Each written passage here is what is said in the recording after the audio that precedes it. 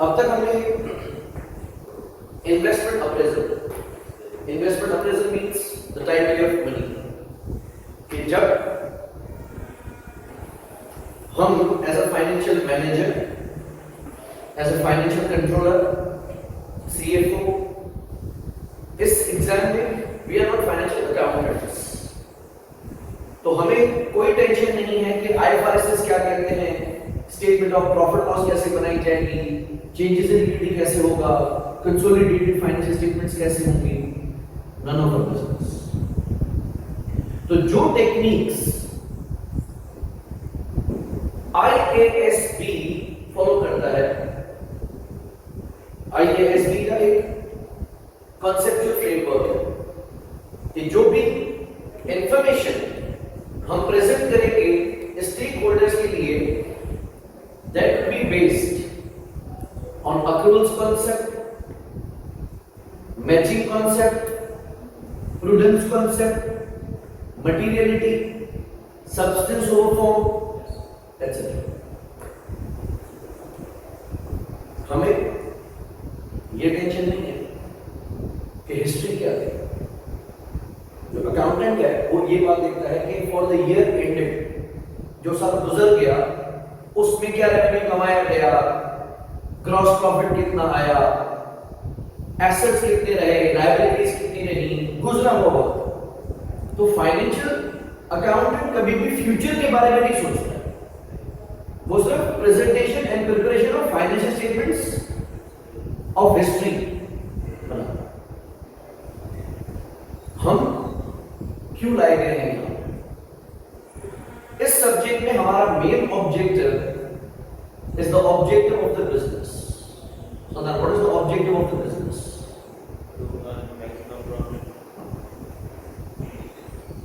हमारे बिजनेस का मकसद सिर्फ प्रॉफिट कमाना नहीं है, जो एक्चुअल मकसद है that is to maximize the wealth of shareholders. We can argue कि तो फर्क क्या होगा, मैं भी तो नहीं करता, प्रॉफिट ज्यादा तभी शेयरहोल्डर्स को देंगे। बट एक होती है डेस्टिनेशन, मंजिल, और एक होता है रास्ता, path.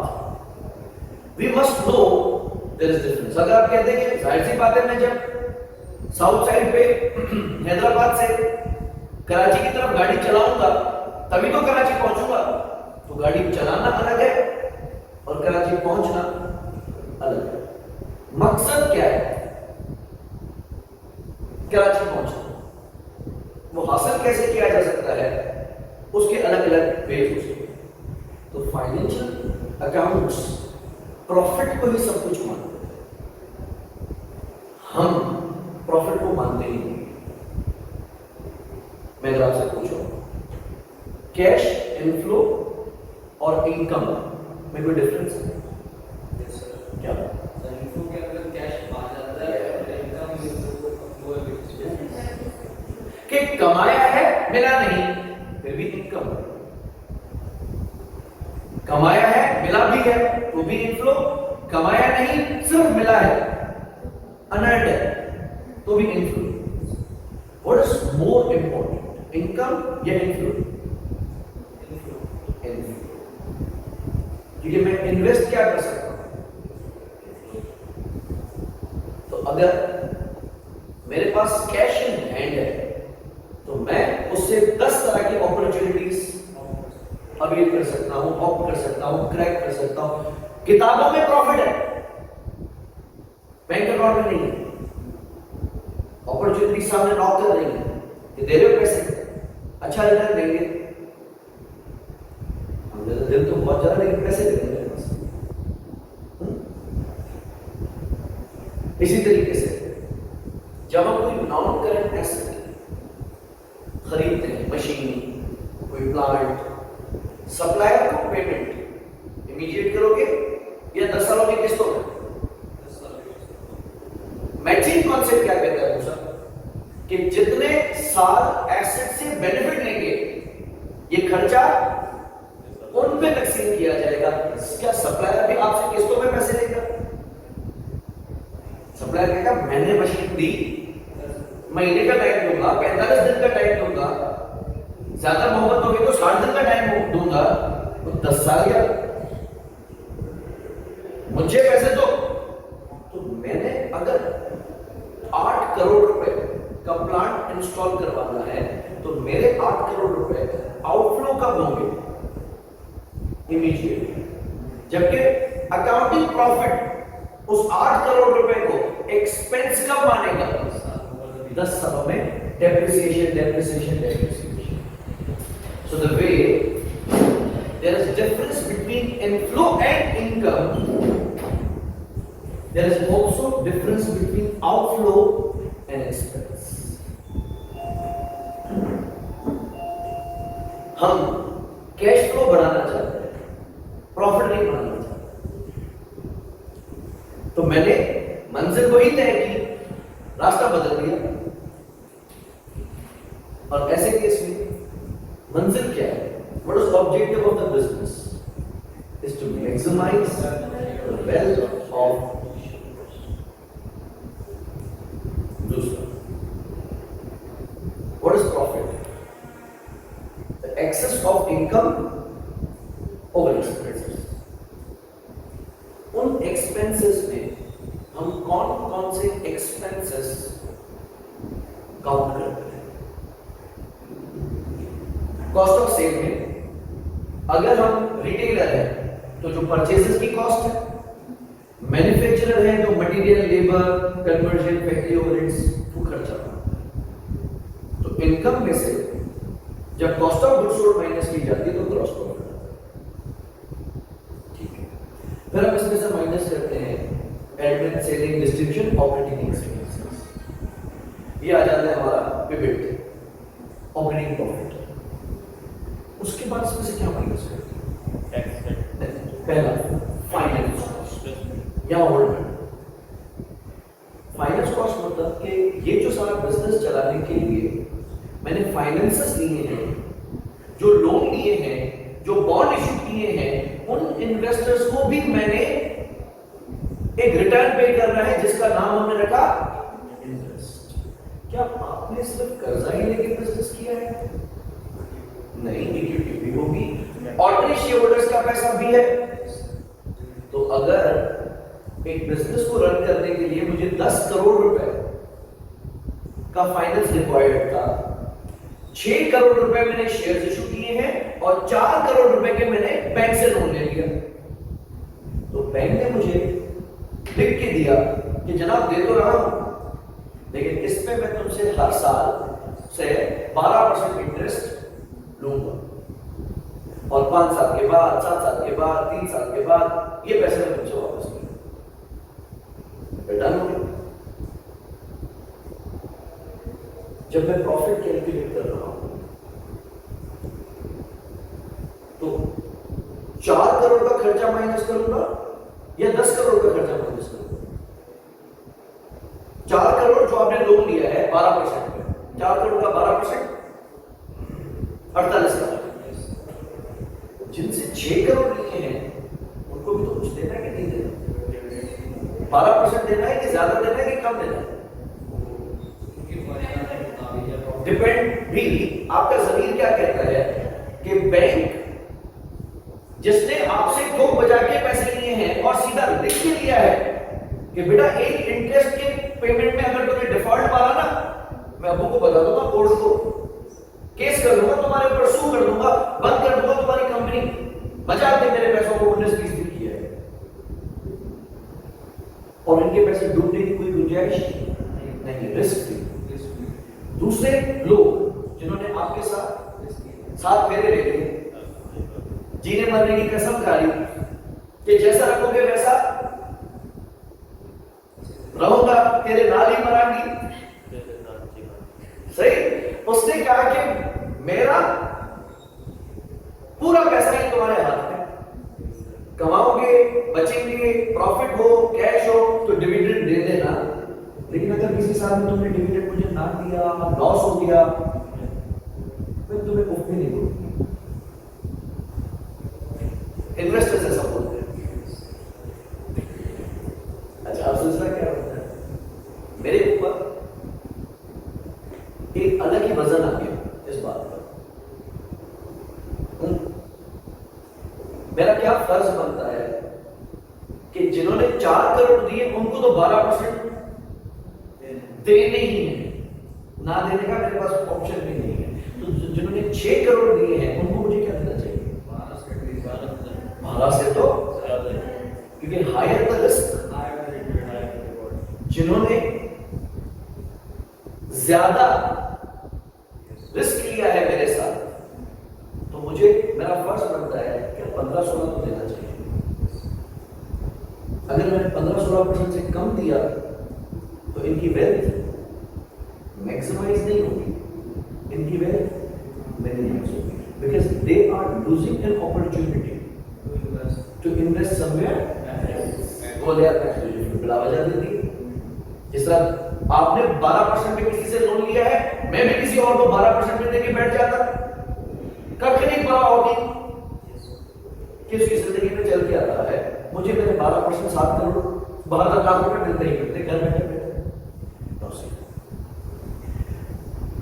Profit before interest and tax, operating profit, इसमें से मैं क्या माइनस करूंगा? Finance cost. कितनी? 4 करोड़ का 12%, 48 लाख रुपए। फिर आ जाएंगे टैक्स पर, तो सुना है प्रॉफिट कमाया, मुबारक, ये भी तालियां बजा के 30% ले जाएंगे हमसे,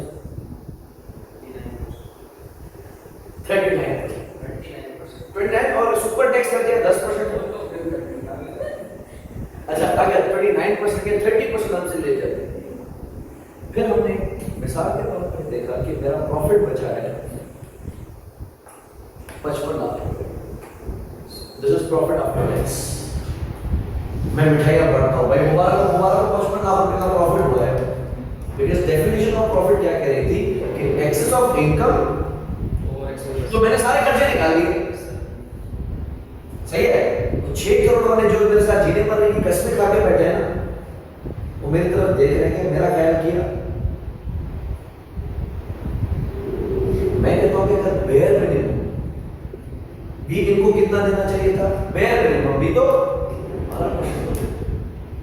now there is an opportunity कि अगर मैं उनके 6 करोड़ का 12% निकालता हूं तो 7.2 मिलियन 72 लाख रुपए बनता है। और आपने क्या 55 लाख रुपए जमा के घुमा के दे, वो भी जमाए नहीं है, वो भी किताबों में है, वो भी रिटेन अर्निंग्स में जाएंगे, वो डिविडेंड के फॉर्मेट में उनके हाथ में नहीं जाएंगे। दे भी दो, चलो मान लिया कि जितना भी प्रॉफिट हुआ है मैं इनको पे कर सकता हूं, 55 लाख रुपए इनको मैं पे कर देता हूं कि आपके हाथ जुड़ेंगे? गलत बंदे के साथ फंस गए, because they had an opportunity कि वो अगर बेयर मिनिमम भी रखते तो उनकी अपॉर्चुनिटी 7.2 मिलियन कमाने की थी। आपने उनको 55 लाख रुपए दिए हैं, तो क्या इनकी वेल्थ मैक्सिमाइज हो रही है? क्या आपने प्रॉफिट कमाया है? हाँ, समझ में आता है? रास्ता और मंजिल मुख्तलिफ है। रास्ते तो सही है, आपने प्रॉफिट कमाया है, लेकिन क्या ये रास्ता आपको मंजिल पे पहुंचा रहा है? सो प्रॉफिट से ज्यादा इंपॉर्टेंस जो हमारे फाइनेंशियल मैनेजमेंट में आती है वो कैश की। पैसा कितना दे, और अगर किताबों में भी दे दिया, चलो करोड़ रुपए कमा लिए, तो भी मेरे लिए काम के नहीं है, क्योंकि वो करोड़ रुपए आपने मुझे दिए कब? मैं कंपाउंडिंग कैसे करूंगा? कंपाउंडिंग कैसे करूंगा? उनको जिन्होंने 4 करोड़ दिए थे, 1 साल के बाद उनके 4 करोड़ 48 लाख रुपए हैं। तो आज 4 करोड़ रुपए आप लोगों के पास है, 50 लाख रुपए 2 लाख रुपए मिला के मैं किसी और को दे दूंगा, इस पे भी कमाऊंगा, उस पे भी कमाऊंगा। लेकिन जो शेयर होल्डर है उसके 6 करोड़ रुपए हैं आपके पास और 1 करोड़ रिटेल अर्निंग्स में खाते में जमा है कि हैं। अच्छा देख दोगे कब? देखिए कभी किसी एटीएम में डिविडेंड डिक्लेयर हो तो दे दो।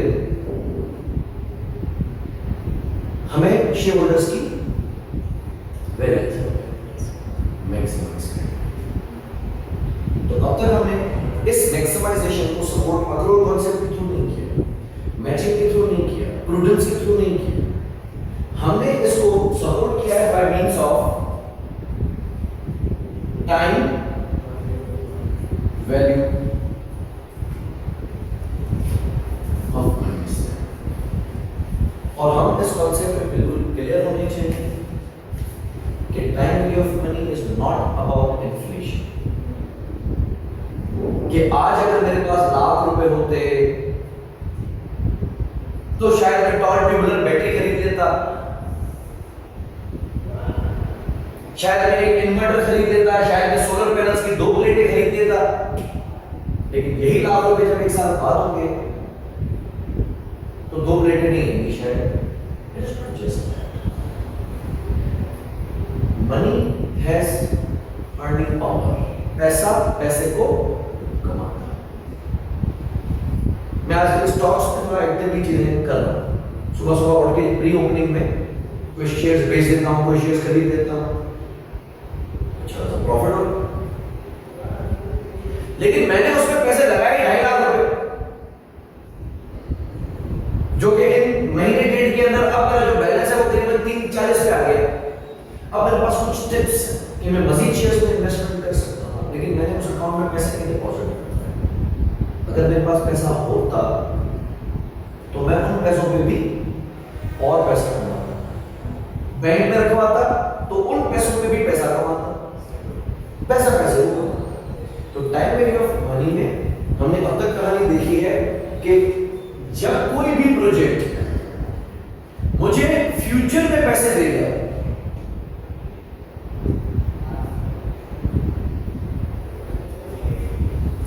तो फ्यूचर के पैसे सारे के सारे प्रिंसिपल नहीं है। यस, हम क्या कहते हैं कि फ्यूचर वैल्यू इज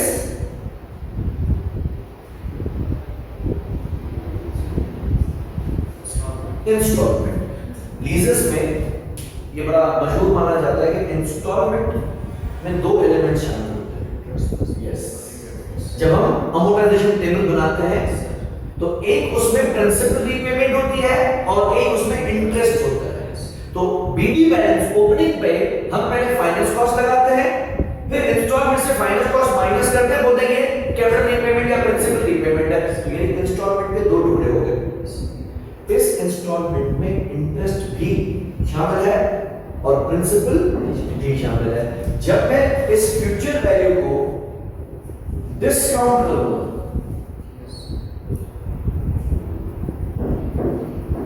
तो ये कन्वर्ट हो जाएगा इनटू प्रेजेंट वैल्यू। और प्रेजेंट वैल्यू मतलब इसमें इंटरेस्ट कितना शामिल है? 0। एंड दिस इज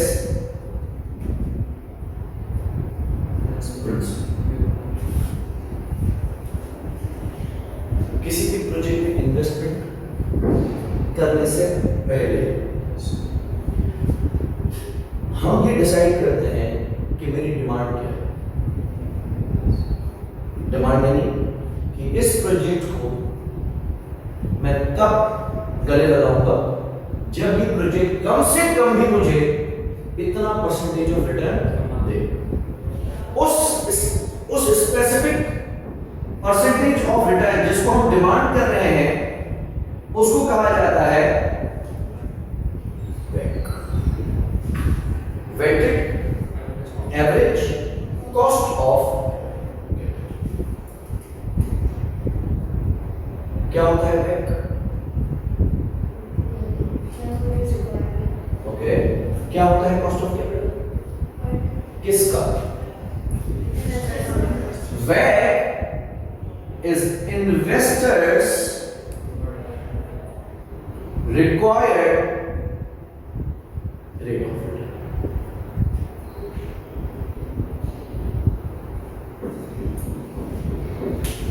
इसको हम कॉस्ट कह रहे हैं। अगर आप अकाउंटिंग के पर्सपेक्टिव से देखोगे ना तो ये कॉस्ट नहीं है। इसमें 4 करोड़ रुपए मैंने लिए हुए हैं बैंक से, कितने परसेंटेज पे? 12%।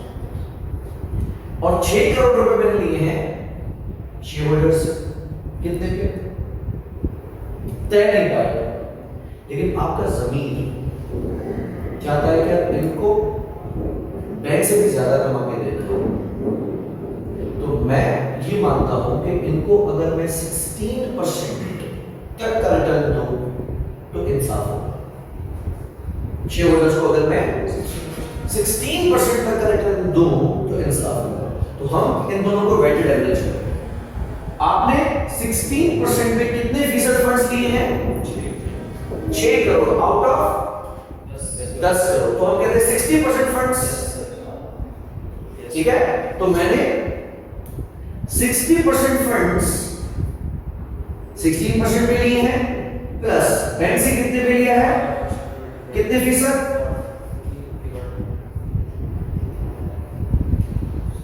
40%। तो इन दोनों को अगर मैं वेटेड एवरेज करता हूं तो कितना बनेगा?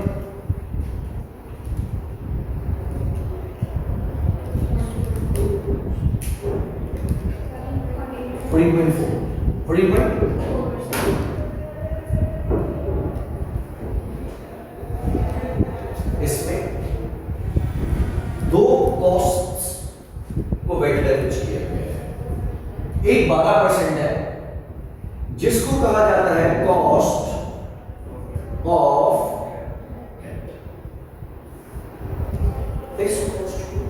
अकाउंटिंग भी मानता है, मैं भी मानता हूं।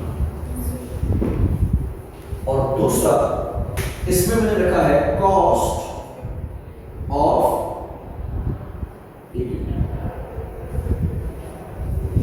जिसको अकाउंटिंग नहीं मानता, जबकि मेरा जमीन, इसलिए मैं कहता हूं कि कॉस्ट ऑफ कैपिटल, अगर इस इक्तबास बनाया जाता है जुमलों को, एक लफ्ज को जब तोड़ा जाता है तो क्या होता है? इक्तबास होता है, क्या होता है? पूरा लाइन होता है और एक वर्ड होता है जिसको फिर तोड़ना पड़ता है। मिसाल नहीं,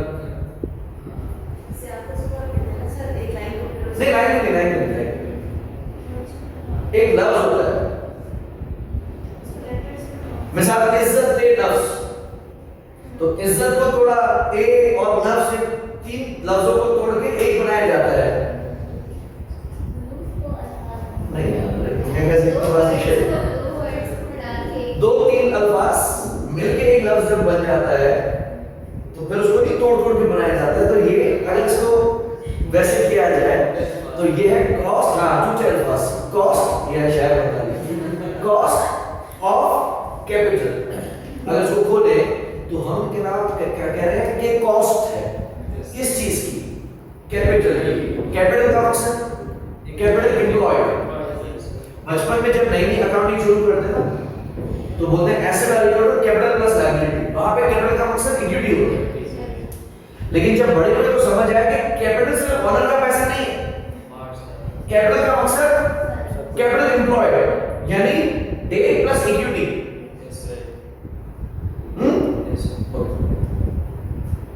कैपिटल स्ट्रक्चर, जितना भी पैसा आपने इन्वेस्टर से लिया है, इन्वेस्टर्स की ज्यादा 3 ब्रॉड कैटेगरीज हम बनाते हैं, ordinary shareholder, preference shareholder, debt holders. इनसे आपने जितना भी पैसा लिया है उस सारे पैसों को हम नाम देंगे कैपिटल। हमें इस कैपिटल 10 करोड़ की कॉस्ट कैलकुलेट करनी है। इसमें से कुछ कॉस्ट ऐसी हैं जिनको अकाउंटिंग भी कॉस्ट मानता है और बाकी कॉस्ट ऐसी हैं जिनको हम हाइपोथेटिकली, इमेजिनरी, अपॉर्चुनिटी के हिसाब से कॉस्ट मानते हैं। और प्रोजेक्ट को हमने कहा था ये भी देना है। जब हम फ्यूचर वैल्यू को प्रेजेंट में कन्वर्ट करते हैं तो इस टेक्निक को हम कहते हैं डिस्काउंटिंग। एक होती है काउंटिंग यानी कंपाउंडिंग। कंपाउंडिंग में क्या करते हैं हम, इसमें और चीजें जोड़ते हैं, और डिस्काउंट का मकसद उसमें से कोई चीज निकालनी है। क्या चीज निकालनी? Not just cost of capital, क्योंकि इंटरेस्ट अगर निकाला तो बैंक तो भरने डालेगा, लेकिन शेयर होल्डर बोलेगा कि तू जगह नहीं की, मेरी इज्जत रखी नहीं, तुम मैंने सौंप दिया था अपने आप को और तुमने क्या किया? तो हम डिस्काउंट क्या करते हैं कि डिस्काउंटिंग में हम फ्यूचर में से एक्सक्लूड करते हैं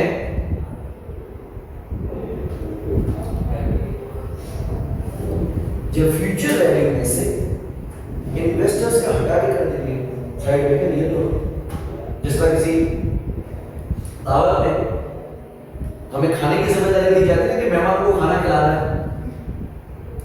तो वो एक क्रेट कोल्ड ड्रिंक्स का 2-4 थाल देख में से निकालते हैं, वो देख उसको पार आखिर में हमारे लिए बचे। तो अकलमंद क्या करता है कि सबसे पहले अपना साइड कर देता है, आप खाना चलाओ चलाओ चलाओ चलाओ चलाओ, सर्विस वाले जो है मुझे आए पीछे हमारे लिए नॉट जी बताया तो हमारे लिए नहीं बचेगा कि मेहनत कर ऐसे मिला आखिर में मैंने वो थाल निकाल जो मैंने छुपाया ये वो थाल छुपाता है कि फ्यूचर वैल्यू में से बाकी बातें बाद में, पहले इन्वेस्टर के थाल निकाल के साइड करो कि बैंक को भी मिल जाए, शेयर होल्डर को भी मिल जाए, प्रेफरेंस होल्डर को भी मिल जाए, फिर देखेंगे मेहमानों के लिए पूरा पड़ रहा है कि नहीं पड़ रहा।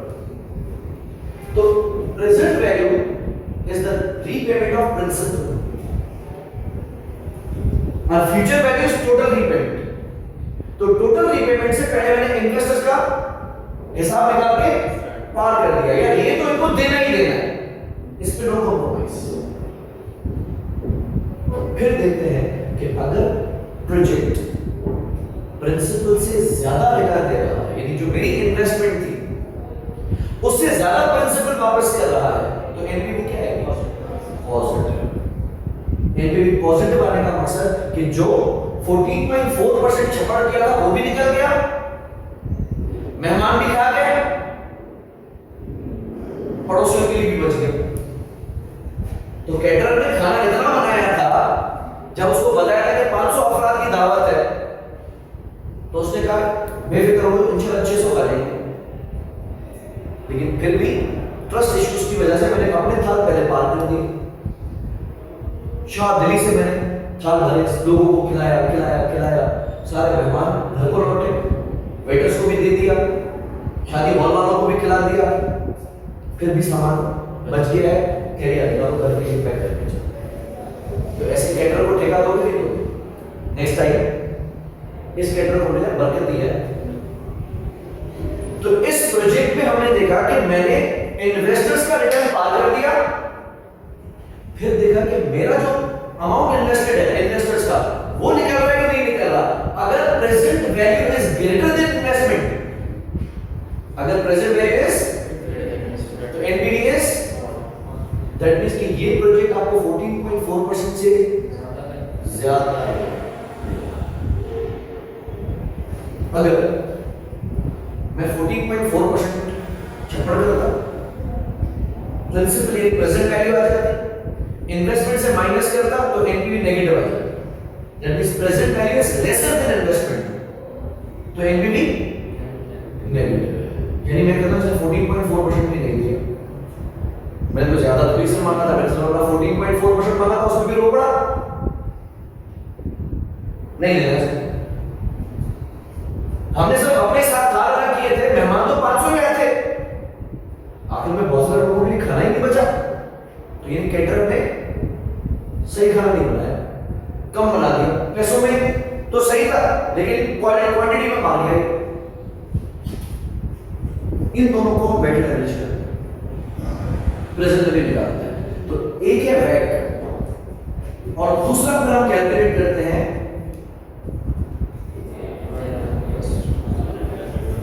IR internal. वैक इज जो आपने प्रोजेक्ट से डिमांड मांगा, इसलिए 14.4 देखो मैं ज्यादा नहीं, 14.4 से कम ना मेरा माजरा पूरा मत मानना, लेकिन जिन लोगों से मैंने पैसे लिए हैं उनके साथ इंसाफ करें। सामने मशीन थी, बेजुबान बेदिमाग, बात करने की काबिल नहीं थी, तो मैंने कहा मैं खुद ही दे देता। तो जब मैंने उस मशीन से बनने वाले यूनिट्स से जनरेट होने वाला कंट्रीब्यूशन मार्जिन में से फिक्स्ड कॉस्ट माइनस की, टैक्स माइनस किया, प्रेजेंट वैल्यू निकाली, पॉजिटिव। 14.4 निकाल चुका हूं, फिर भी एनपीवी यानी ये 14.4% से ज्यादा दे रहा है। कितना ज्यादा दे रहा है? उस परसेंटेज को हम कहते हैं सो वैट या कॉस्ट ऑफ कैपिटल वो परसेंटेज है जो प्रोजेक्ट से हम तकाजा करते हैं, मांगते हैं, उम्मीद रखते हैं कि इतना मुझे चाहिए, और आईआरआर वो है जो प्रोजेक्ट हमें ऑफर करता है। तो वैट हम कहते हैं कि ये वो रिटर्न है जो हम प्रोजेक्ट से, आईआरआर वो प्रोजेक्ट वो रिटर्न है जो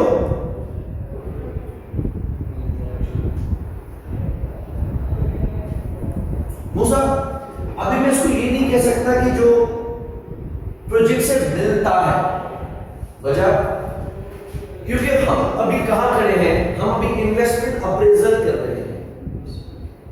अरे डन विद इन्वेस्टमेंट ऐसे लगा चुके हैं, सोच रहे हैं। तो हमने देखा कि इस प्लांट के थ्रू हम, मिसाल के तौर पर मुझे किसी ने कहा कि ब्रेड का बिजनेस बड़ा आसान और लो कॉस्ट है। 1 किलो मैदे से 10 ब्रेड के लोफ बन जाते हैं, और एक ब्रेड का लोफ मार्केट में 120 रुपए का बिकता है। तो अगर आप 150 रुपए किलो मैदा लेते हो, उसका बस वो बेस बनाते मशीन में डाल दो, वेट करेगा, 10 लोफ बन जाएंगे। चलो उसको 80-80 रुपए का बेच देना, 10 लोफ मतलब पैकिंग के साथ 90 रुपए में तुमने बेच दिया, 800, आपको 800 रुपए मिल जाएंगे। सही? मशीन को नहीं पता कि मेरी जात से किसी को कितना फायदा होने वाला है। तो मैंने मशीन की इन्वेस्टमेंट कंसीडर की, कितने ब्रेड के लोफ बनेंगे, कितने का वो लोफ बिकेगा, मेरी डिलीवरी कॉस्ट कितनी आएगी, पैकिंग कॉस्ट कितनी आएगी, उन सारे कैश फ्लोज को मैंने प्रेजेंट किया। लेकिन वॉल्यूम क्या उतना ही बिकेगा जितना आपने सोचा है? क्या एक ब्रेड उतने में ही बिकेगी जितने में आपने सोची है? क्या मैदा उतने में ही मिलेगा जितना आपने सोचा है? नहीं, इसमें कमी पेशी आ सकती है। तो इस वजह से हम ये नहीं कह रहे कि which is being returned by the project or which is being yielded by the project, which is being given by the project, this is offered। कि जब प्रोजेक्ट मुझे ऑफर ज्यादा करता है मेरी डिमांड से, तो मैं उसको अब नए टॉपिक की तरफ चल रहे हैं। देखो, this is capital rationing. Any idea क्या है capital rationing? Wide law CMA के अंदर टॉपिक होता था लिमिटिंग फैक्टर एनालिसिस। उसमें क्या होता था कि कोई मटेरियल, कोई मशीन, कोई लेबर, स्कार्सिटी की शॉर्ट सप्लाई। शॉर्ट सप्लाई हम उसको तब मानते थे जब एक डिमांड से कम हो। तो हम पहला स्टेप उसमें करते थे कि हम इस मटेरियल को इस्तेमाल करके इसी फैक्ट्री में इसी लेबर के हाथ से 4 तरह के प्रोडक्ट्स बनाएंगे। जैसे रग्बी बॉल भी बनाएंगे, फुटबॉल भी बनाएंगे, बास्केटबॉल भी बनाएंगे,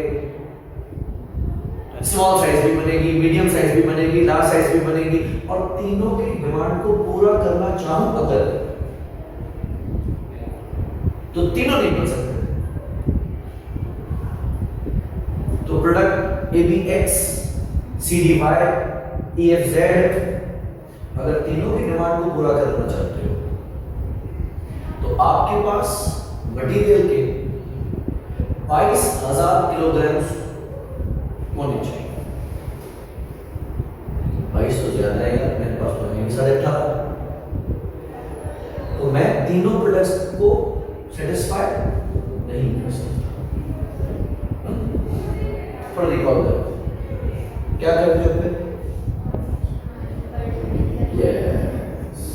हम कैलकुलेट करते थे कंट्रीब्यूशन मार्जिन पर limiting factor, not just contribution margin but contribution margin per kilogram per hour, and the product rewarding highest contribution margin पर आर या पर KG was ranked at first, second, third and fourth. जब कहानी ये आती थी कि बेटा तुम नहीं बना सकते तो बाहर से खरीद लेना, परचेज प्राइस भी होती थी, परचेज कॉस्ट भी होती थी, तो हम extra cost per limiting factor की तरफ जाते थे। Capital rationing is scarcity of capital. जिस तरह वहां शॉर्ट सप्लाई ऑफ मटेरियल होती है, short supply of skilled labour होती है, short supply of machine hours होता है, यहां हमारे पास इन्वेस्टमेंट का फंडा है, शॉर्ट है, कमी है। शॉर्टेज साधारण तब मानते थे जब सामने अपॉर्चुनिटीज होती थी। अगर मैं 3 तरह के प्रोडक्ट्स कंसीडर कर रहा हूं, ABX, CDY, EFZ, उसमें से अगर CDY का कंट्रीब्यूशन मार्जिन नेगेटिव है,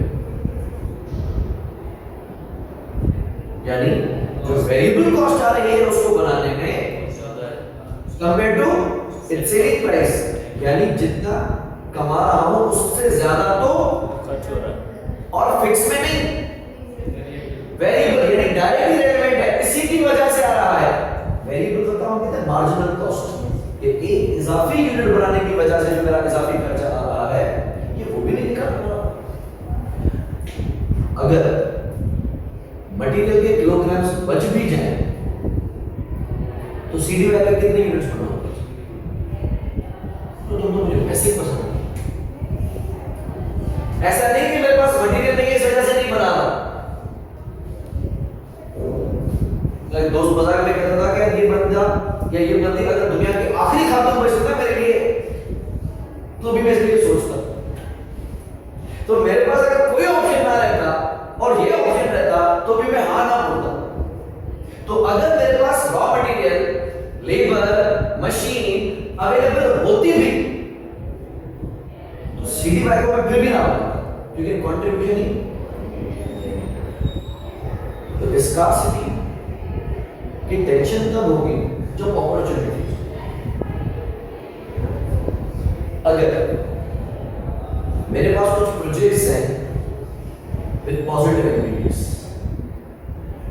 प्रोजेक्ट ए है, एनपीवी पॉजिटिव है, मैं हां बोलने के लिए eager, I am longing to say yes. Project B है, उसकी भी एनपीवी पॉजिटिव है, सी की भी पॉजिटिव है, डी की भी पॉजिटिव है, किस किस को छोड़ो। लेकिन इन तीनों में इन्वेस्टमेंट करने के लिए 5 करोड़ रुपए चाहिए और मेरे पास 3 है। This is what we refer as capital. ऐसा short. Now you have to decide कि जो पैसे हैं वो पहले किसको दो, जिसकी एनपीवी से था। आप कंट्रीब्यूशन मार्जिन के बेसिस पे क्यों नहीं फैसला करते हो? आप कंट्रीब्यूशन मार्जिन पर केजी के बेसिस पे क्यों फैसला करते हो?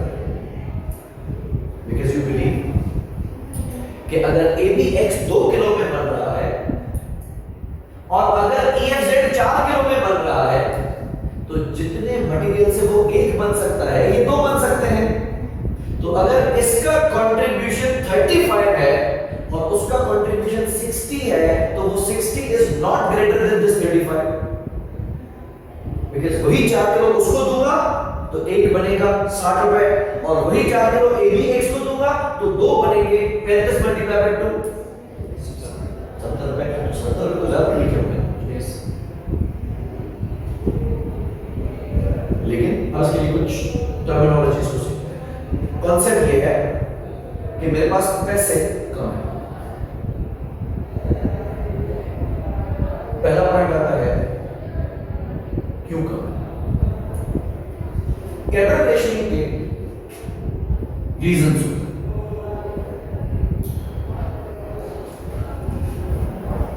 सदा रिकॉर्डिंग में नजर डाल। डिटेल रीडिंग में आपको बाद में करवा लूंगा, मैं सिर्फ अभी सरसरी बता रहा हूं कि एक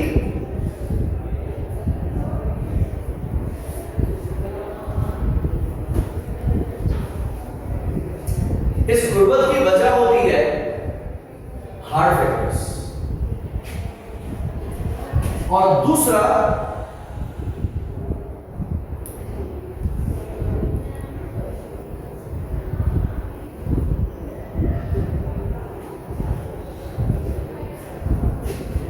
सॉफ्ट फैक्टर्स।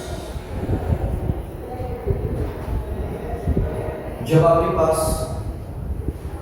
5 करोड़ रुपए की इन्वेस्टमेंट अपॉर्चुनिटीज उछाल मार रही है, पिकमी पिकमी पिकमी,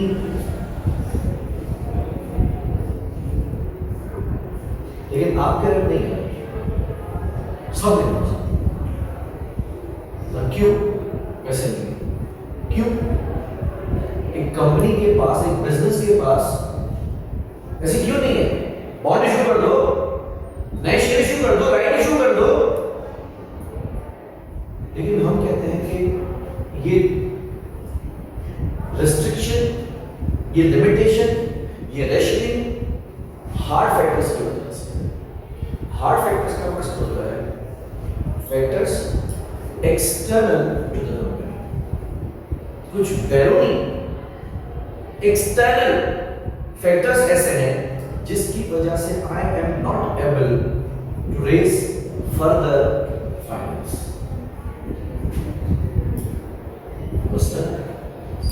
जितना मेरा ऑथराइज्ड शेयर कैपिटल है उतना ही इशू है। तो जितना मुझे एसीसीपी ने अलाउ किया था कि आप जिंदगी में maximum number of shares issue कर सकते हो, तो आप मजीद शेयर भी इशू कर, राइट इशू भी कर, गुंजाइश मैं खुद से नहीं रोक के बैठा हूं अपने आप। अगर मेरी gearing level, what is gearing? Debt divided by debt plus equity या डेट टू इक्विटी, ठीक है? कि टोटल कैपिटल स्ट्रक्चर में कितना फीसद कर्जा है, और उस कर्जे के ऊपर एक लिमिट होती है। आप एक सर्टेन लिमिट से ज्यादा गियर नहीं हो सकते, और मैं टोटल इक्विटी का या टोटल कैपिटल स्ट्रक्चर का ऑलरेडी 60% कर्जा ले चुका हूं, और बैंक से मजीद कर्जा। So there are some restrictions. एक में ऐसा वर्ड यूज होता है कोविडेंस। कोविडेंस वर्ड सुना? क्या मकसद होता है कोविडेंस? Terms and conditions. आंसर सुना? कोविडेंस होते हैं बेसिकली रिस्ट्रिक्शंस। जिस तरह आईएमएफ पाकिस्तान को जब लोन देता है तो उसके ऊपर कुछ कोविडेंस अप्लाई करता है। जिस तरह हम अगर किसी बैंक से सोलर फाइनेंसिंग करें और पैसे उठाकर उसमें से गाड़ी खरीदते हैं, क्या बैंक अलाउ करेगा? तो बैंक ने लोन ग्रांट करने से पहले कोविडेंट लगाया कि ये पैसा सिर्फ इसी मकसद में इस्तेमाल हो सकता है। तो अगर मैं किसी बैंक से एजुकेशन लोन लिया है तो मैं उसे सिर्फ अपनी फीस ही पे कर सकता हूं, घर की छत नहीं बनवा सकता, कोई नया कमरा नहीं बनवा सकता, घर के अंदर कंस्ट्रक्शन नहीं करवा सकता। तो IMF, world bank, Asian development bank या कोई भी लोन प्रोवाइडर जब किसी कंपनी को कर्जा देता है तो अक्सर उसके ऊपर कुछ शराइत और ज़वाबित आयद होते हैं, एंड आपने उन शराइत और ज़वाबित को फॉलो करना होता है, कंप्लाई करना होता है। If you fail to do so, I go off. मैं छीनूंगा आपसे भले आपके चल रहे निकल जाए, खाली हो जाए, जमीन निकल जाए आपके पैरों के नीचे से और डूब जाओ, भले आपका बिजनेस बंद हो जाए, मैं नहीं बख्शूंगा कोविड। तो अगर एक्सटर्नल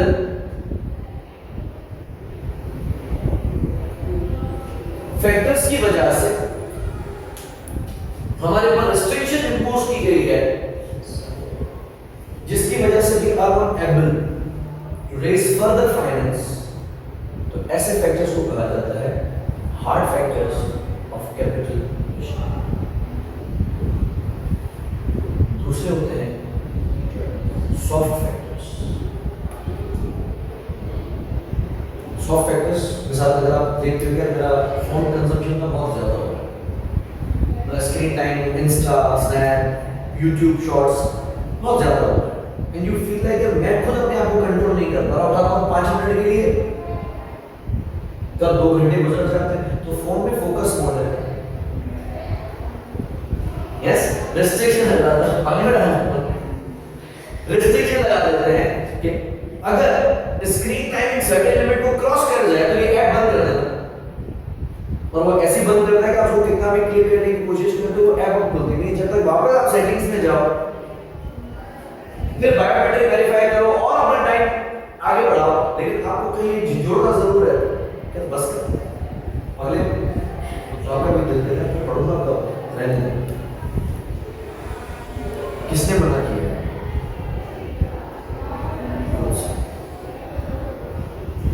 मेरे पास कैपेसिटी है कि मैं मजीद शेयर इशू कर सकता हूँ, बॉन्ड इशू कर सकता हूँ, बैंक लोन दे सकता हूँ, लेकिन हम नहीं।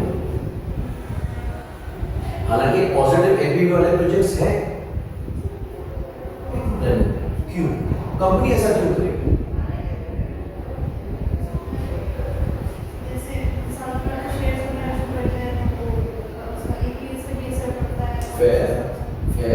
तो अगर आप समझते हैं कि हमारे फाइनेंशियल्स पे बुरा इफेक्ट आएगा और 20 साल तक ईपीएस अगर इस मोमेंट में मैं शेयर इशू करता हूं तो नंबर ऑफ शेयर्स तो इमीडिएटली बढ़ेंगे, लेकिन प्रॉफिट अर्निंग्स बढ़ने पे थोड़ा टाइम लगेगा, तो मेरा इस साल का ईपीएस डाइल्यूट हो जाएगा, कम हो जाएगा,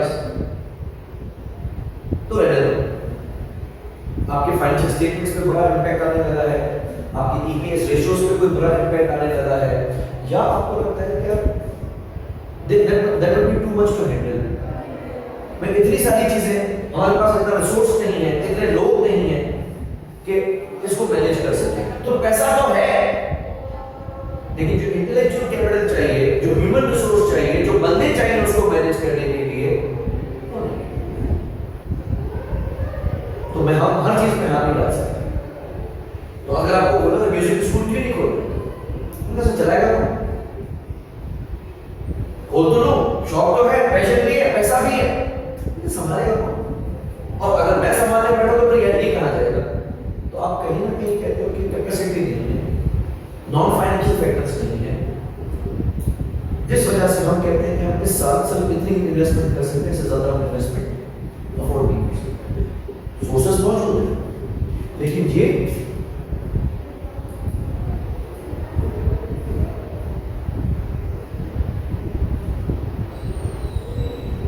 इंटरनल रिस्ट्रिक्शंस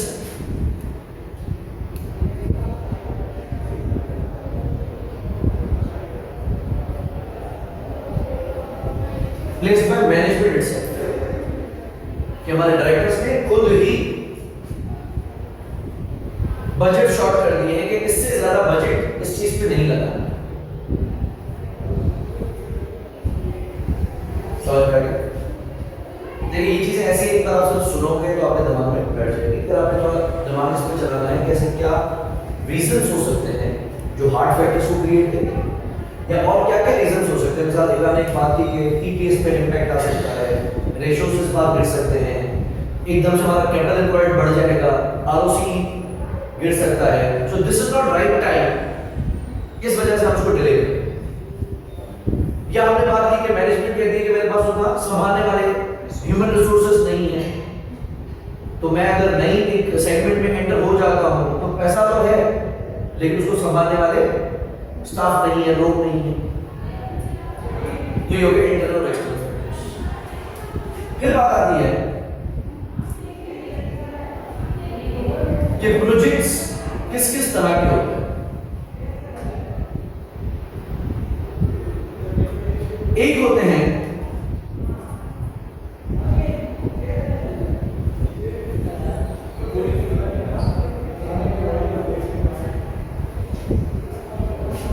divisible projects,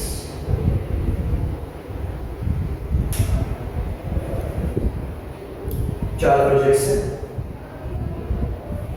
चारों की एनपीवी पॉजिटिव है। एक प्रोजेक्ट 3 करोड़ रुपए,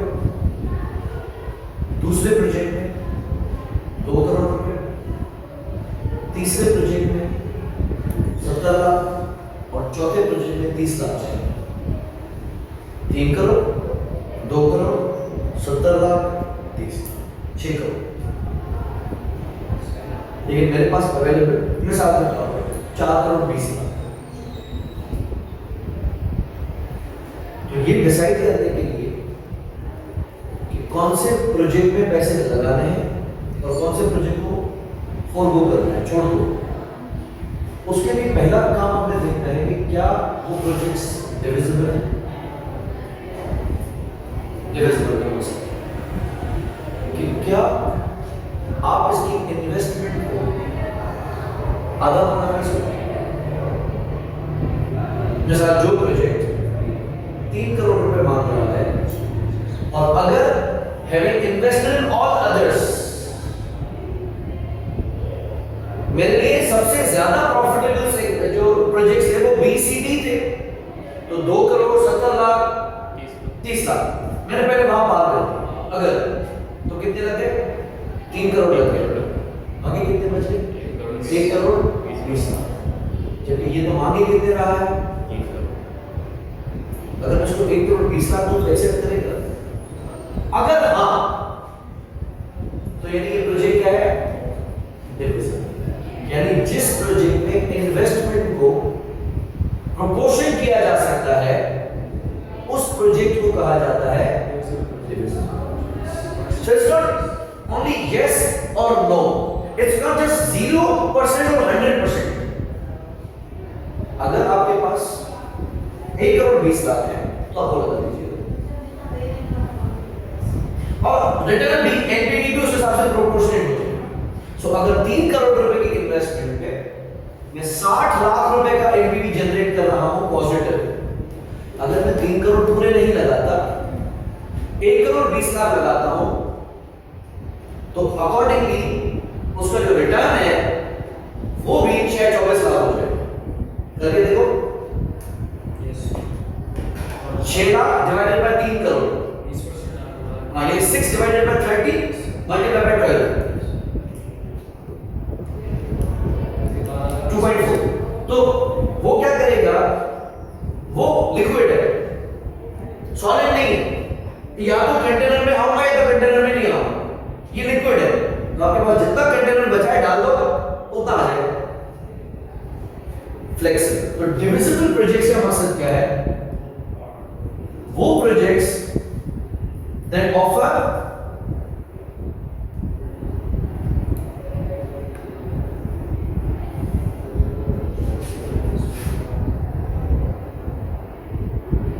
flexible investment option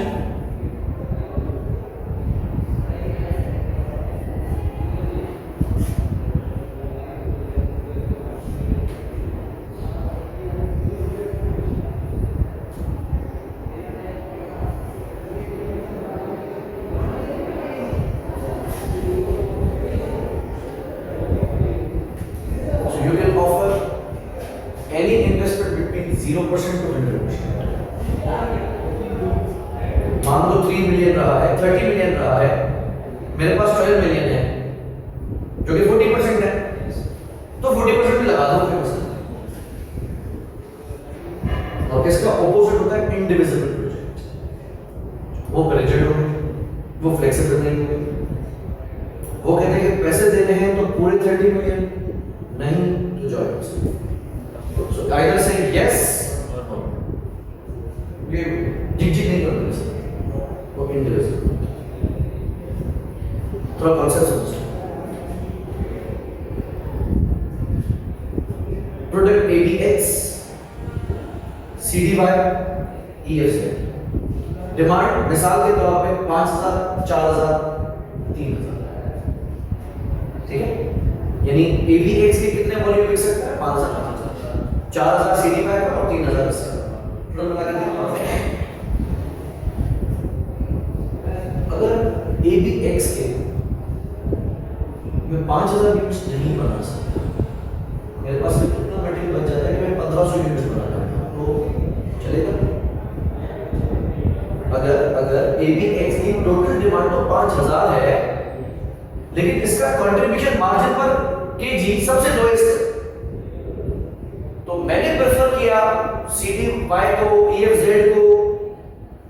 फारिग होकर जब वापस आया तो मेरे पास इतना बड़ा बच रहा है कि मैं ABX के 5000 नहीं सिर्फ 1500 यूनिट्स बना चलेगा। दैट मींस कि ये जो हमने CMA के अंदर चीज पढ़ी है वो डिविजिबल है कि कोई भी प्रोडक्ट जितना बना सकते हो उतना बना लेना, कोई मसला नहीं। अब मेरे एग्जांपल को थोड़ा स्विच कर, मान लेते हैं कि वो कस्टमर A है, ये कस्टमर B है, ये कस्टमर C। तीनों कस्टमर्स कह रहे हैं कि यार सारा माल मौजूद है तो मैं आपसे खरीदूंगा। अगर मेरी पूरी डिमांड कंप्लीट आप फुलफिल नहीं कर सकते तो रहने दो। मैं अगर आपकी दुकान में अंडे नहीं है तो रहने दो, ब्रेड भी मैं कहीं और से ले लूंगा। या तो चीनी का 1 किलो बस तो रहने दो, वो भी कहीं और से ले लूंगा। या वो पानी का कैन लेता है, रहने दो, वो कहीं और से ले लूंगा। वो कहते हैं अगर दे सकते तो सारा तभी दो, आधा पौना मत करो। तो अब मैं डिसीजन मेकिंग कैसे करूं?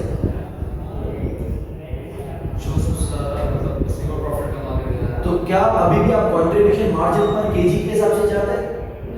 नहीं, क्योंकि कंट्रीब्यूशन मार्जिन पर केजी तब करता है when each KG was usable. लेकिन अगर each KG is not usable, so I try to make some combination कि अगर मैं कस्टमर ए के प्रोजेक्ट में सारे पैसे लगाता हूं, पीछे जो बच जाएंगे क्या उससे कस्टमर बी का भी काम हो जाएगा? मैं कहता हूं हाँ यार दोनों बन सकते हैं, फिर सी को मार्जिन करनी पड़ेगी। मैं देखूंगा इन दोनों कस्टमर्स को माल सप्लाई करके मैं कितना प्रॉफिट कमा सकता हूं। अच्छा, अगर मैं ए के साथ बी को घटा के सी को डाल देता हूं तो क्या ए और सी दोनों एक बजट में आ रहे हैं? तो मैं देखता हाँ यार दोनों की जितनी डिमांड है इतना मटेरियल मौजूद है। अच्छा, अगर ए को घटा देता हूं, बी और सी को टिक करके देखता हूं और दोनों मेरे बारे में आ रहे हैं, कुछ मटेरियल बच जाएगा, सारा इस्तेमाल नहीं हो पाएगा, लेकिन वो मैं तब करता जब वो प्रोडक्ट्स रिजिड होते हैं। वो कहते हैं कि अगर देना है तो पूरी लॉट दो, सब फुलफिल करनी है तो पूरी डिमांड फुलफिल करो, नहीं तो फिर रहने दो। तो फिर मैं कंट्रीब्यूशन पर केजी के हिसाब से अपनी डिसीजन मेकिंग नहीं कर सकता, क्योंकि अगर वो कहता है कि आप देने हैं तो पूरे दो, नहीं तो नहीं। ये CMA वाला पार्ट है, ये डिविजिबल कहता है कि यार तुम इजी रहो, आखिर में जितने भी पैसे बच जाए ना वो लगा देना, किसी भी प्रोजेक्ट में लगा देना। तो ये प्रोजेक्ट्स क्या हैं? डिविजिबल प्रोजेक्ट्स, और आप इसको प्रोपोर्शंस में इन्वेस्टमेंट कर सकते हो। तो इसकी डिसीजन मेकिंग कैसे कर सकते हैं? कंट्रीब्यूशन मार्जिन और केजी के हिसाब से अपने टर्म्स चेंज करते हैं। वहां पे हमारे लिए रिटर्न क्या था? हमारे रिटर्न क्या था? Contribution margin, selling price minus variable cost. Yes sir.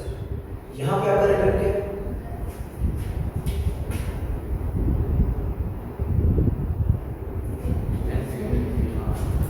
वहां कंट्रीब्यूशन मार्जिन पॉजिटिव होने में हाँ बोल रहे थे ना, यहां किस चीज को देख के हाँ बोल रहे हो? और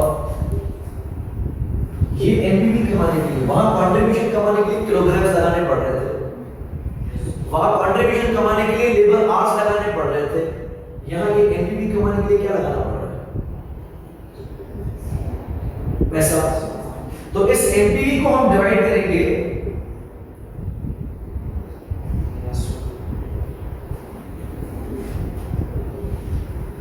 ये हो गया हमारा एनपीवी पर डॉलर।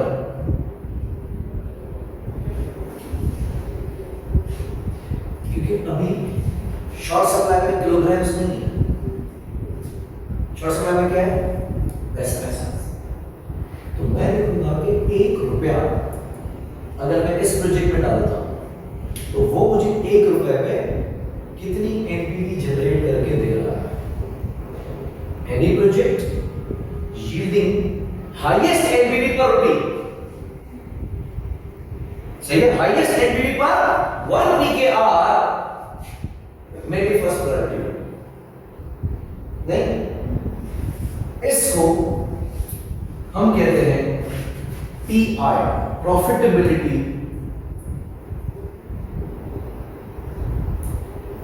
इंडेक्स।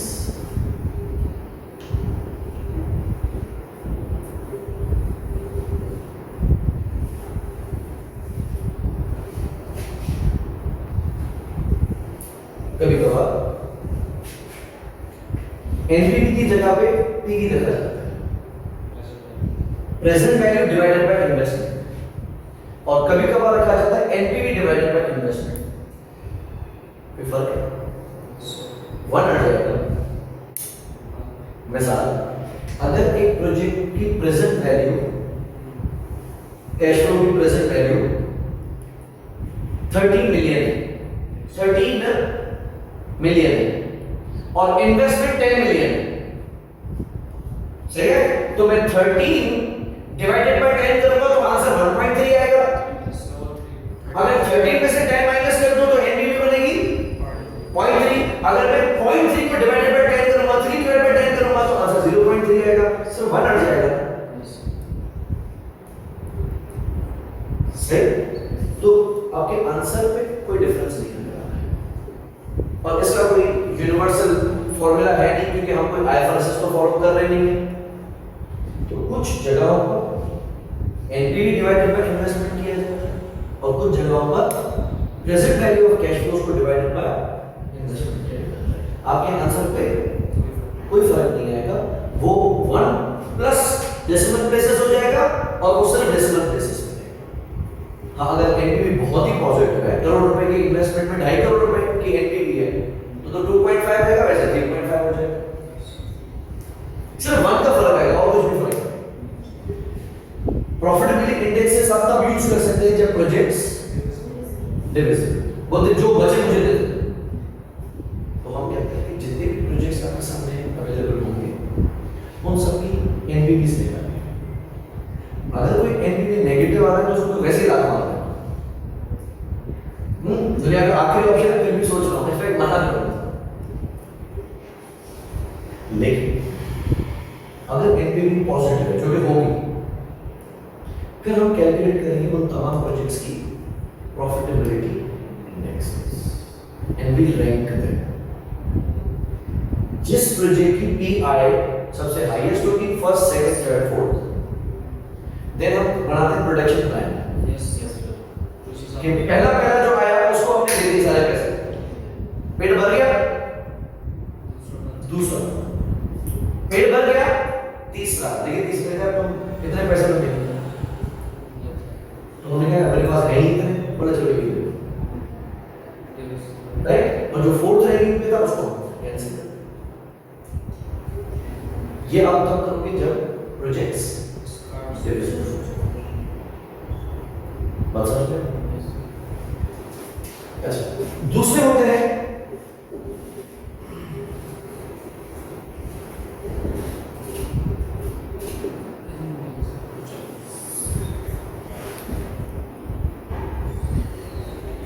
इंडिविजुअल। मिसाल के तौर पे इन्वेस्टमेंट मशीन। अब एक मशीन है जो 75 लाख रुपए की है, इन्वेस्ट करूंगा तो एनपीवी पॉजिटिव आ रही है 20 लाख रुपए। अगर मेरे पास 75 नहीं है, सिर्फ 40 लाख है, तो आधी मशीन खरीद लो, नहीं ना। हाँ, अगर सोलर पैनल्स लगा रहा होगा तो मेरे पास फ्लेक्सिबिलिटी, प्लेट्स कम ज्यादा कर दो, लेकिन मशीन तो आधी मोटी नहीं हो सकती, या तो हाँ, ऐसे प्रोजेक्ट्स को हम कहते हैं इंडिविजुअल प्रोजेक्ट्स। सो आपने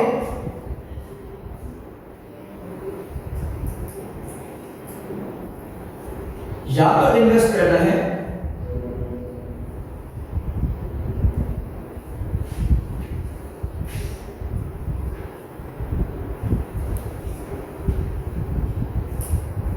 या तो इन्वेस्टमेंट नहीं है। सो ओनली 0% और 100% इन्वेस्टमेंट इज पॉसिबल।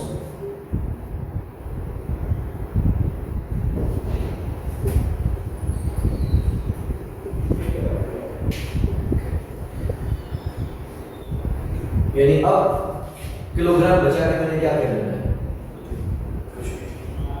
अगर मैं प्रोजेक्ट ए बी को उठाता हूं तो इन्वेस्ट हो रहे हैं 3,80,00,000, मेरे पास 4,20,00,000 है, 40 लाख रुपए बच रहे हैं। लेकिन अगर कोई प्रोजेक्ट ऐसा नहीं है जो 40 लाख वाला है मेरे साथ, तो वो 40 लाख रुपए आप छोड़ दो। लेकिन अगर प्रोजेक्ट डी है जो कि कहता है 30 लाख रुपए मुझे दे दो उसमें से, तो हमने प्रोजेक्ट ए को 3 करोड़ दिए, लेकिन बी मांग रहा था कितने? 2 करोड़। मैं दोनों को नहीं कर सकता, मेरे पास तो है ही 40। तो आप क्या करेंगे इस केस में? हम प्रॉफिटेबिलिटी इंडेक्स का गेम नहीं खेल सकते, बिकॉज इन्वेस्टमेंट पर रुपये को देखना is useless, because each rupee is not valued, only the block is valued, whole amount is valued, हाँ या जीरो। तो जो बच गया वो मुझे नहीं दे सकते, कोई नहीं लेने वाला आपसे बचा हुआ। तो इसके अंदर सॉल्यूशन किया जाता है by means of trial and error. Trial and error में क्या किया जाता है कि हम इस 4,20,00,000 रुपए में से कॉम्बिनेशंस बना के देखें। क्या ए और बी साथ आ सकते हैं? तो मुझे देखा नहीं है, वो 3 करोड़ मांग रहा है, वो 2 करोड़ मांग रहा है, दोनों साथ में आ सकते हैं। क्या ए और सी साथ में आ सकते हैं? हाँ आ सकते हैं। फिर ए और सी के साथ डी भी डाल दो तो हाँ हो जाएगा। फिर बी और सी डालो तो बी और डी आपस में प्लस करके देखो, तो आप क्या करेंगे? जो भी मुमकिन तौर पे आपके अवेलेबल कैपिटल के अंदर कॉम्बिनेशंस बन सकते हैं, आप वो कॉम्बोस बनाओ।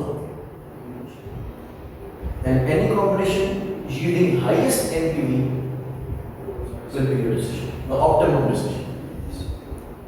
कभी कभार कुछ सवाल जो सरप्लस में से बच गए उनका भी कोई उत्पादन देता है, और कुछ क्वेश्चंस अज्यूम करवाते हैं कि जो सरप्लस बच गया उसका कोई उत्पादन नहीं। तो आप ये देखोगे कि इसमें से एनपीवी आ रही है 1,25,00,000, लेकिन मेरे पास पैसे बच रहे हैं 50 लाख रुपए, और दूसरे में से एनपीवी आ रही है 1,26,00,000 और पैसे सिर्फ 10 लाख रुपए बच रहे हैं। तो क्या 1,26,00,000 वाले को हाँ बोलोगे? जो बच गया उसके बारे में नहीं सोचना जब तक कि उसकी अपॉर्चुनिटी नहीं काउंट करोगे। तो हम क्या करेंगे?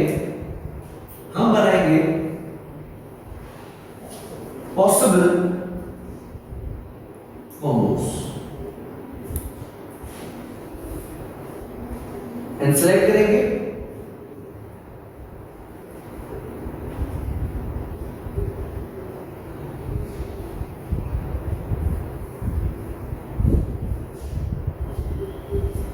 one with the highest sum of entities.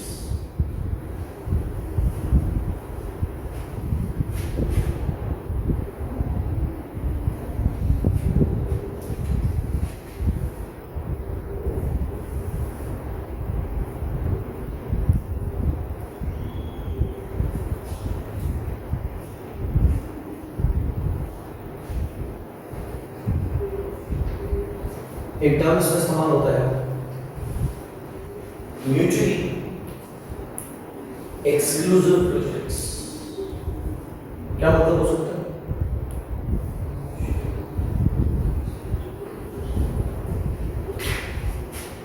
दूसरे से अलग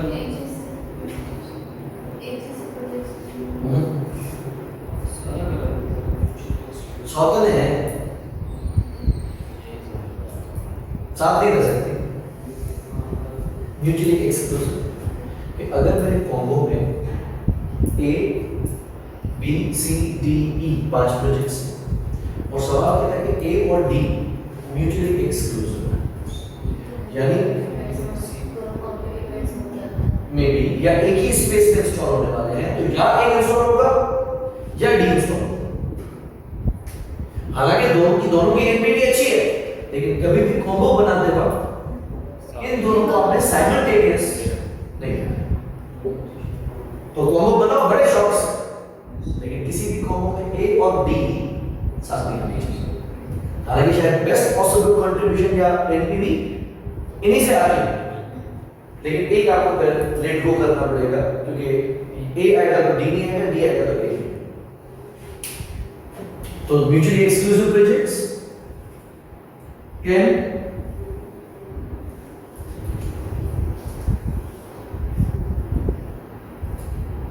not be invested in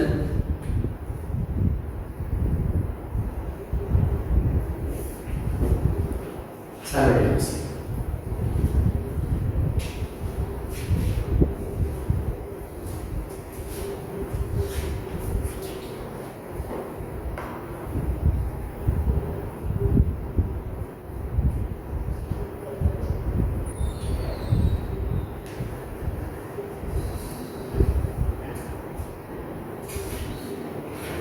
एक टर्म यूज होता है इसमें, सिंगल पीरियड रेस्टिंग।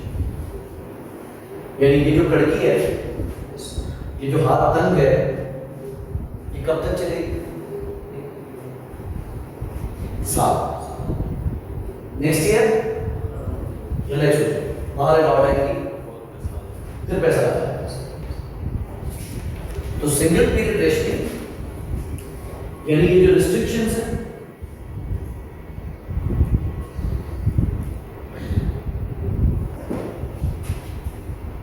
सिर्फ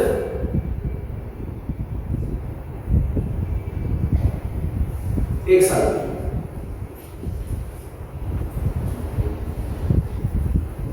क्योंकि फिर इसमें देखा जाता है कि कौन कौन से प्रोजेक्ट्स डिलीवरेबल हैं और कौन कौन से प्रोजेक्ट्स नॉट डिलीवरेबल। डिलीवरेबल का मकसद अगर आज पैसा नहीं है तो नेक्स्ट ईयर भी मैं यही रहूंगा। तो बेहतर है कि जो प्रोजेक्ट्स वेट नहीं कर सकते आप ये पैसे उन्हीं में बांट दो, बाकी जो नेक्स्ट ईयर रहेगा। और गुरबत की लकीर एक साल के बाद खत्म हो रही है, तो जो मेरा इंतजार करेगा मैं उसे नेक्स्ट ईयर दे दूं। और दूसरा मसला होता है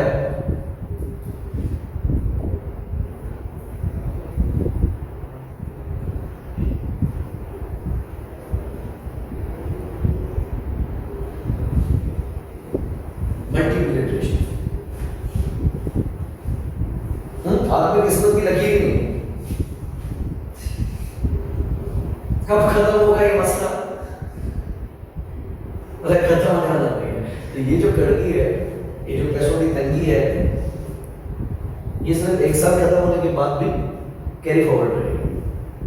लिहाजा अगर कोई प्रोजेक्ट्स डिले हो भी सकते हैं,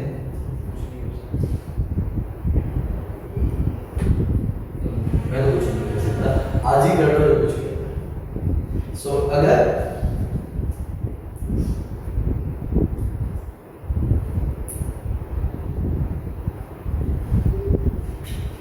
restrictions will continue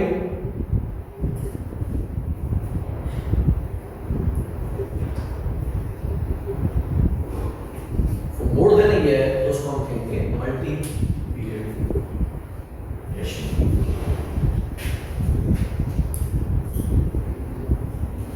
हमारे सिलेबस में दोनों को ऐड किया गया है। सिंगल पीरियड में ये पीआई और ट्रायल एंड एरर से मसला हल हो जाता है। मल्टी पीरियड में लीनियर प्रोग्रामिंग होता है, feasible region, आइसोकॉन्ट्रिब्यूशन, इक्वेशंस बनाना, ग्राफ में प्लॉटिंग करना, not much stuff, लेकिन ये जो x axis and y axis पे और लाइंस ड्रॉ की जाएंगी और ऑप्टिमम पॉइंट निकाला जाएगा। So we'll decide कि what proportion of project X to take and how much proportion of project Y to take.